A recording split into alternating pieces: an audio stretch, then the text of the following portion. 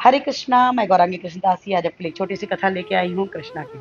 कृष्णा, उनके भक्त हमेशा से ही, युगों युगों से ही आ, लोगों को प्रेरणा देने के लिए कृष्णा और भक्त दोनों ही कृपा करते हैं, हमेशा ही कृपा करते हैं।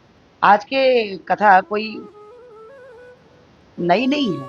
आज की कथा बहुत साल पहले की है, प्रहलाद महाराज की। लेकिन इसमें कुछ नया भी है। आज की कथा इस प्रकार की है कि जब प्रहलाद महाराज सिर्फ 5 महीने में ही कृष्णा की भक्ति पा गए, तो उस समय जो वहाँ पे संत लोग, साधु संत बैठे थे, वो नाराज हो गए कि अरे हम तो कितने साल से हम तपस्या कर रहे हैं और कृष्णा ने हम पे कृपा नहीं की, हमें दर्शन नहीं दिया।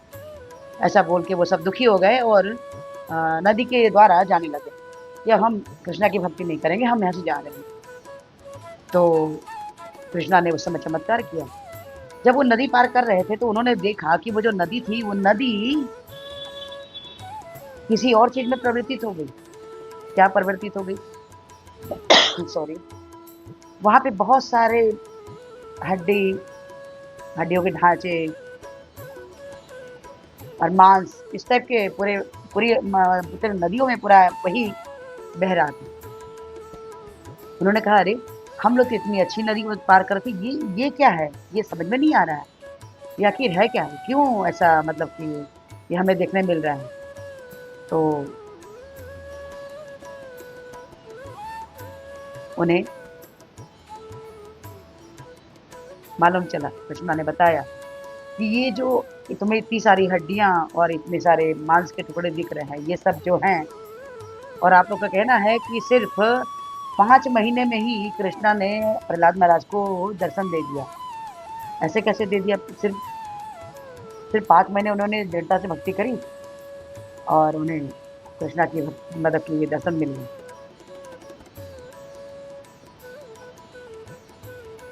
सॉरी, सिर्फ 5 साल में, 5 महीने नहीं, 5 साल में, नरसिंह देव के रूप में 5 साल में ही उन्हें मिल गई। ऐसा क्यों हुआ?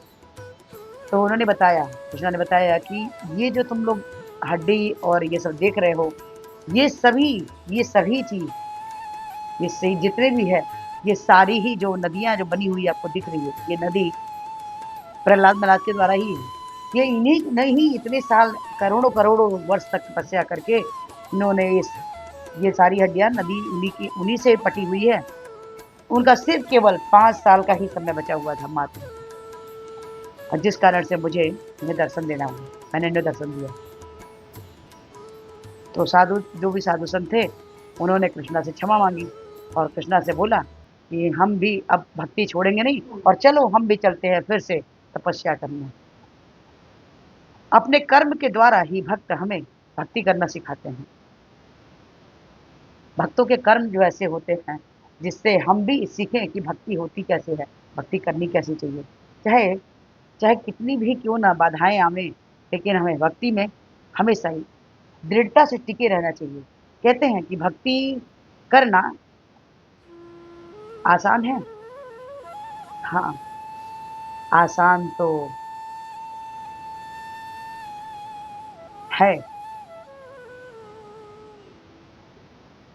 भक्ति करना बहुत आसान है, लेकिन भक्ति में टिके रहना, थमे रहना, रुके रहना, ये बहुत कठिन है। कई बार लोग 10 साल, 15 साल, 20 साल, 30 साल, 40 साल भक्ति करके भी भक्ति से हट जाते हैं। थोड़ा सा उनके जीवन में थोड़ा सा संघर्ष आया, थोड़ी सी परेशानी आई और लोग कृष्णा को छोड़ देते हैं। हमें ऐसा नहीं करना। हमें निरंतर, प्रतिदिन, हर पल, हर क्षण, हमेशा, और एक बार, और हर पल, हर क्षण हमें प्रयास सिर्फ भक्ति में आगे बढ़ने का करना है, न कि पीछे जाने का। प्रहलाद महाराज, मीराबाई, नानीबाई, नरसिंह मेहता, बहुत सारे ऐसे, सबरी, बहुत सारे ऐसे भक्त बहन जिन्होंने हमें अपने जीवन के द्वारा हमें भक्ति करने की प्रेरणा दी है, सिखाया है। हमें हमेशा ही उनसे सीखना चाहिए कि हमें कैसे भक्ति में रुकना है, टिकना है। और आज के कलयुग में भी आप देख रहे हैं प्रेमानंद गुरु जी, वो भी हर लोगों को सिखा रहे हैं कि भक्ति कैसे करनी है। हमारे आचार्य श्रील प्रभुपाद हमें भक्ति में कैसे टिके रहना है, रुके रहना है, ये सिखा रहे हैं। बहुत सारे गुरु हैं जो हमें भक्ति में रुकने का मार्ग दिखाते हैं, समझाते हैं। सबसे इजी है मार्ग टिकने का, हरे कृष्ण महामंत्र। हरे कृष्ण महामंत्र कीजिए और भक्ति में टिके रहेंगे। पर हाँ, प्रयास तो आपको करनी होगी। मंत्र कुछ इस प्रकार से है, हरे कृष्ण कृष्ण कृष्ण हरे हरे, हरे राम राम राम हरे हरे। तो हरे कृष्ण महामंत्र जपिए और अपने जीवन की हो रही कठिनाइयों से, ये भौतिक जगत जो है, ये माया देवी जो सबको घेर के रखी हुई है, इससे दूर निकलने का प्रयास करना है। माया देवी टेस्ट करने आती हैं और हमें फेल नहीं होना है, हमें पास होना है। अगर हम हरे कृष्ण महामंत्र जपते हैं तो कृष्णा राधा रानी महारानी स्वयं हमारा हाथ पकड़ के हमें इस मार्ग से बाहर निकालेंगे।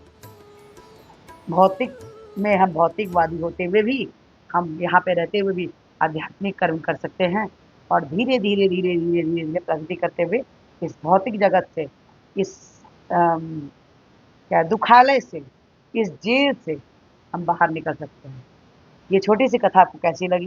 अगर अच्छी लगी हो तो प्लीज़ आप लाइक कीजिएगा, शेयर कीजिएगा, सब्सक्राइब कीजिएगा और हरे कृष्ण मोहम्मद जप का मंत्र का जप कीजिएगा। एक मला हरे कृष्णा, राधे राधे।